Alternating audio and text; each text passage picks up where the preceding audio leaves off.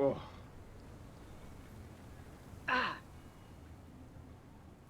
What? There's no feeling more intense than starting over. If you deleted your homework the day before it was due, as I have, or if you left your wallet at home and you have to go back after spending an hour in the commute. If you won some money at the casino and then put all your winnings on red but it came up black. If you got your best shirt dry cleaned before a wedding and then immediately dropped food on it. If you won an argument with a friend and then later discovered that they just returned to their original view. Starting over is harder than starting up. If you're not ready for that, like if you've already had a bad day, then what you're about to go through might be too much. Feel free to go away and come back. I'll be here. Alright, thanks for coming with me on this trip. I'll understand if you have to take a break at any point. Just find a safe place to stop and quit the game. And don't worry, I'll save your progress, always. Even your mistakes. This game is a homage to a free game that came out in 2002, titled Sexy Hiking.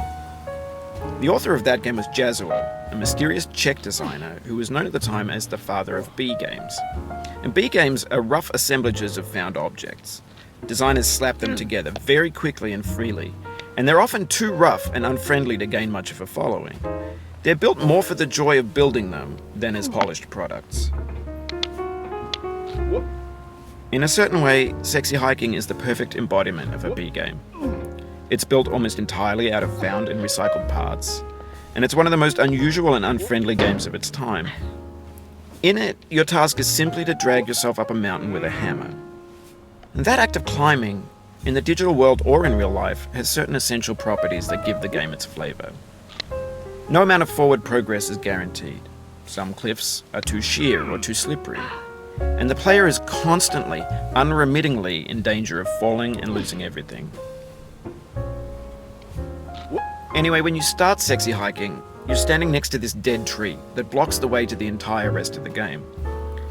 It might take you an hour to get over that tree, and a lot of people never got past it. You prod and you poke at it, exploring the limits of your reach and your strength, trying to find a way up and over. And there's a sense of truth in that lack of compromise. Most obstacles in video game worlds are fake. You can be completely confident in your ability to get through them once you have the correct method or the correct equipment or just by spending enough time. In that sense, every pixelated obstacle in Sexy Hiking is real. The obstacles in Sexy Hiking are unyielding, and that makes the game uniquely frustrating. But I'm not sure Jazzuo intended to make a frustrating game. The frustration is just essential to the act of climbing, and it's authentic to the process of building a game about climbing.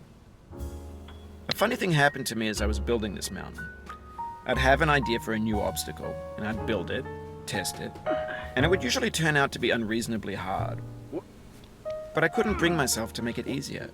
It already felt like my inability to get past the new obstacle was my fault as a player rather than as a builder.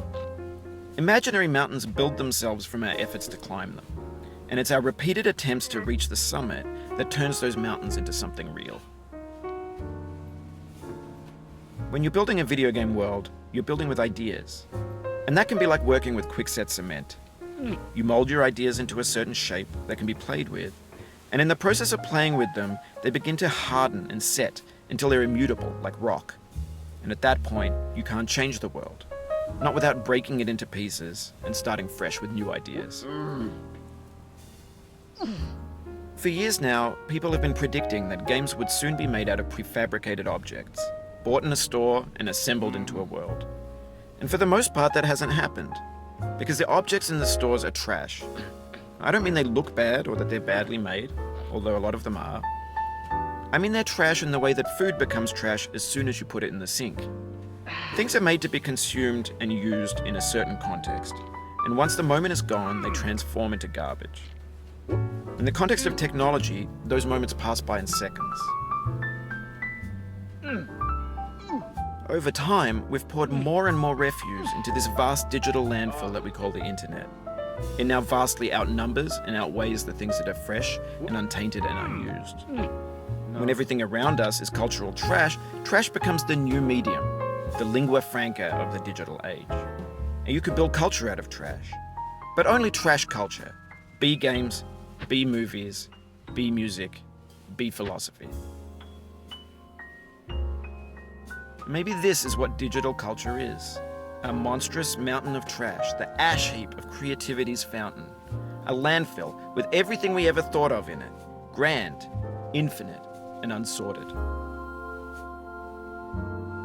There's 3D models of breakfast, Gen X's fanfic novels, scan magazines, green screen Shia LaBeouf, banned snuff scenes on LiveLeak.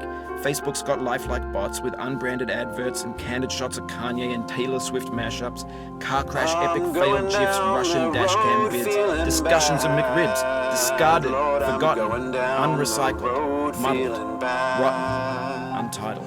I'm going down this road feeling bad. Everything's fresh for about 6 seconds.